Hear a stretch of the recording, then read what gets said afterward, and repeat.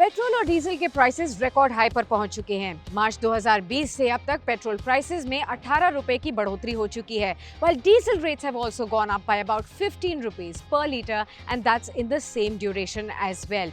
And when you talk about the fuel prices, the price of petrol in Delhi has now surged to 87.85 rupees per litre, and diesel has also now gone up to 78.03 rupees per litre as of today. पर क्यों बढ़ रहे हैं petrol और diesel के दाम? यही सबसे बड़ा सवाल है। इसके पीछे बहुत सारे रीजंस हैं। One big reason for this is that India imports over 80% of its crude oil, and which is why the prices fluctuate in tandem with the global crude oil prices. Petrol and diesel prices are revised on a daily basis, and that is in line with these benchmark international prices of crude oil, and foreign exchange rates also play an important role over here. Remember that the impact of COVID-19 pandemic on the economy initially led to a fall in the global crude oil prices.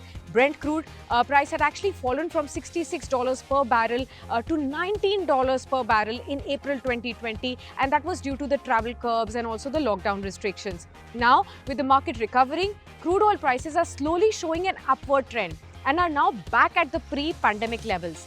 Secondly, high government taxes are another big reason for the surge in prices.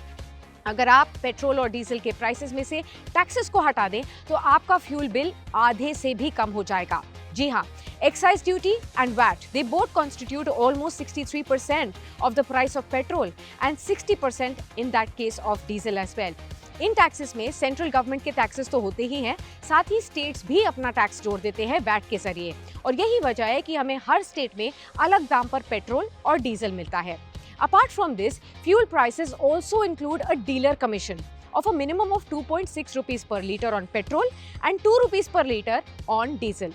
Also, rupee-dollar exchange rate has a major impact on the amount of oil that India can buy in the global market. Now, another important thing to note here is that the Indian oil companies buy oil in dollars, but their expenses are in rupees.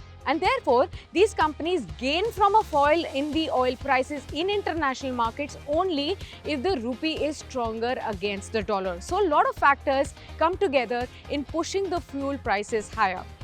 Now, will there be any respite for the common man on the fuel front is something we don't have answers to yet. And all eyes are on the government to see whether it will really step in to provide some relief to the common man via tax cuts on fuel.